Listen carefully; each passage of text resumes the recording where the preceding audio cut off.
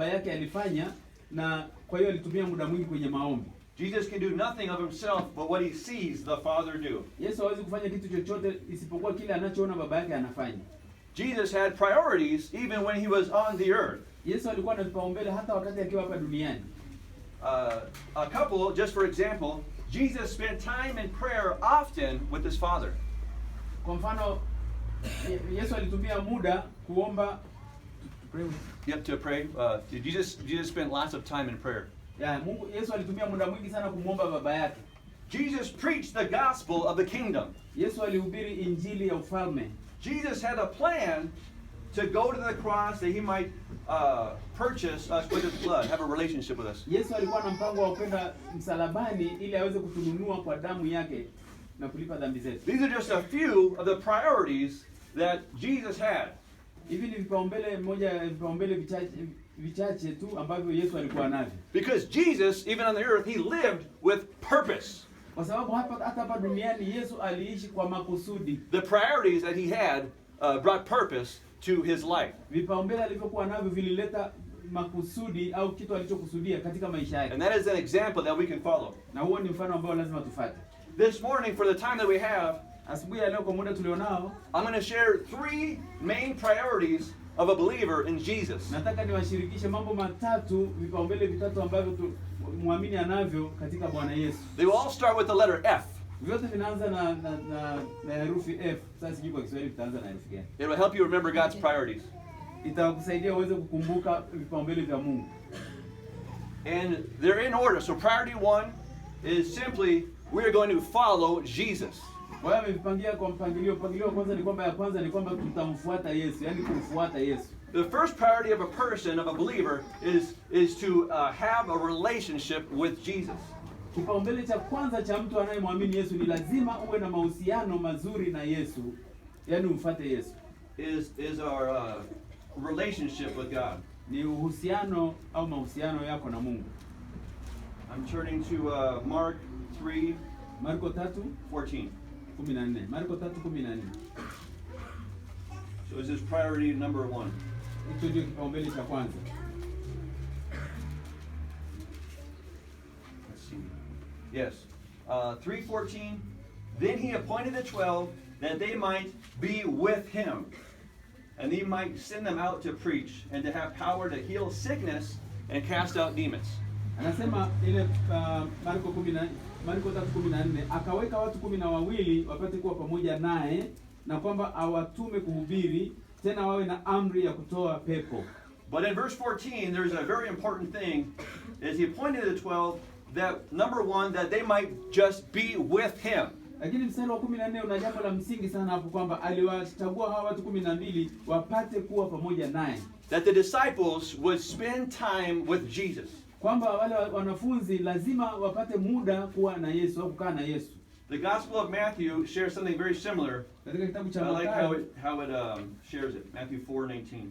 Mathayo 4:19 anazungumza kitu kama hicho. Because even I'm going to share about the second half of these verses, but the very first part is very critical as well. Nitazungumza pia sehemu ya pili ya huu mstari tuliosoma, lakini hii sehemu ya kwanza ina mambo ya muhimu sana pia. Matthew 4:19, he said to them, "Follow me, and I will make you fishers of men." Mathayo 4:19 anasema kwamba akawaambia, nifuateni nami nitawafanya kuwa wavuvi wa watu. So the Lord does want us to go fishing for men. I'll share that a little bit. Kwa hiyo Yesu anataka twende tukawavue watu na to share the gospel, ili kuwashirikisha injili. But our first priority is to spend time with Jesus. Lakini kipaumbele cha kwanza kabisa ni kupata muda na Yesu, kukaa na Yesu. I want to share with you something that happens in America. Nataka niwashirikishe jambo moja ambalo linatokea. I'm not sure, it may happen here. It's different. Marekani, labda inatokea hapa pia sijui. But in America we have a fast-paced life.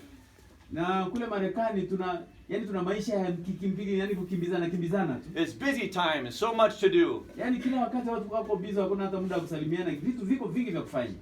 And there's just so much going on that can fight for our time, you know. Kuna vitu vingi vinavyoendelea ambavyo vinagombea ule muda wetu. I want to do this, go here, I want to do that. There's so many different things. Nataka kufanya hiki na kile, yani unakuta hata muda hautoshi. But again, our highest priority, whether it's here in Africa or in America, our highest priority is to know, love, and be with God. Lakini kipaumbele cha kwanza kabisa, iwe ni hapa au kule Marekani, ni kupata muda wa kuwa na Yesu na kuwa na ushirika naye. Our very existence, the reason we are alive is to know and to love God. Sababu yetu ya kuishi ni kumjua na kumpenda Mungu. Amen? Amen. Amen, all right. Jamani, akisema kitu kama ni kizuri, semeni amen ili kumtia moyo. I'm just reinforcing this idea that we are created to have a relationship with Jesus. Nataka nisisitize jambo hili kwamba tuliumbwa ili tuwe na mahusiano na Mungu na Yesu.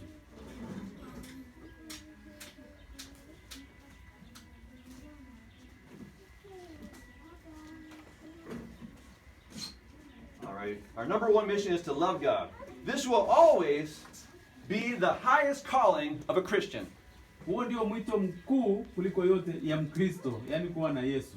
The very highest calling, the very highest priority. Huo ndio wito wa juu kabisa, ndio kipaumbele cha juu kuliko vyote. Right? We are saved from the world to be with God first. Tumeokolewa kutoka duniani ili tuwe na Yesu kwanza. Then God will lead us to the second priority, to rescue the lost second. Baada ya hapo Mungu atatupa nafasi ya kwenda kuwatafuta wale waliopotea. I want to turn, or is it maybe later? Exodus.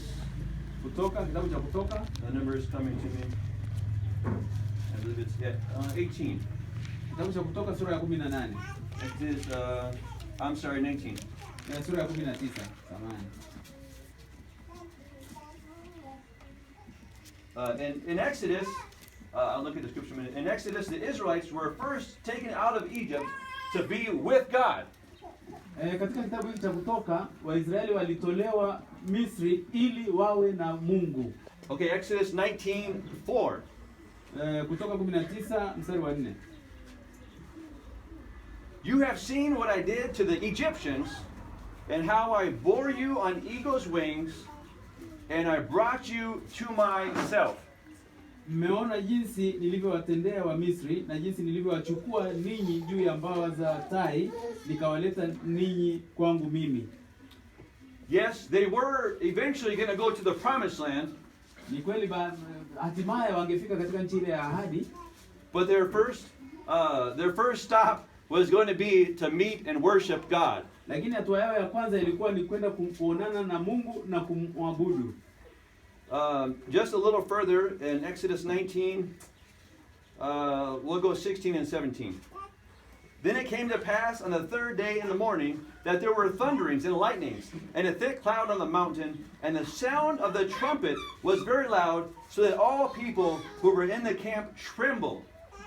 Katika mstari wa 16 wa sura ile ya 19 tuliyosoma, mstari wa 16 anasema, ikawa siku ya tatu wakati wa asubuhi palikuwa na ngurumo na umeme na wingu zito juu ya mlima na sauti ya baragumu iliyolia sana. Watu wote waliokuwa kituoni wakatetemeka. And Moses brought the people out of the camp to meet with God. And they stood out of the mount, the foot of the mountain.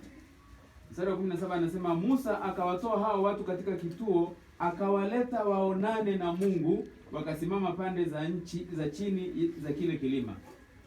So they came out of Egypt. Kwa hiyo walitoka Misri, and they were and the first priority was to come out of Egypt, na kipaumbele cha kwanza kilikuwa ni kutoka Misri, kuondoka Misri, and to meet with God, to worship God. Na kwenda kukutana na Mungu na kumwabudu Mungu. That is a type and a shadow of what happens to us as a Christian. Hicho ni kama kivuli cha mambo ambayo yatatokea kwetu sisi kama Wakristo. Just a brief testimony of myself, just brief. Ushuhuda mfupi kwa maisha yangu. I was about 17 years old, and I was very lost. I was about 17. I was like not saved. I was not saved yet. Okay. Alikuwa akiwa na umri wa miaka 17, alikuwa na maisha ya ovyo sana, alikuwa hajaokoka. I was very sad and depressed and lonely.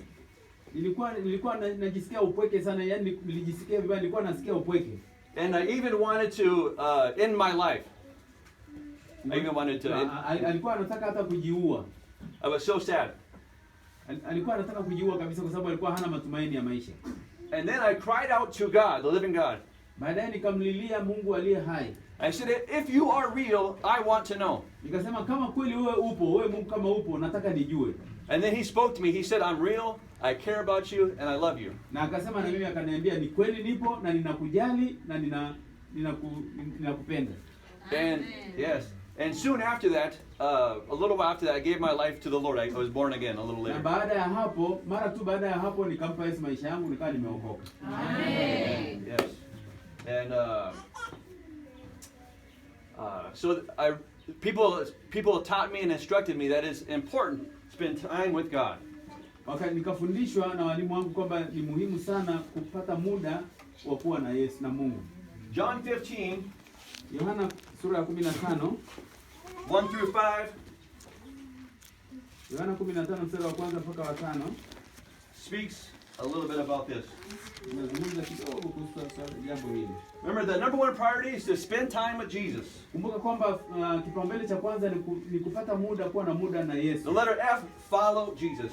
Kwa hiyo katika Kiingereza ile herufi ya kwanza F, yani kumfuata Yesu. Kwa Kiswahili sio F tena. All right, John 15. I am the true vine, and my Father is the vine dresser. Every branch in me that does not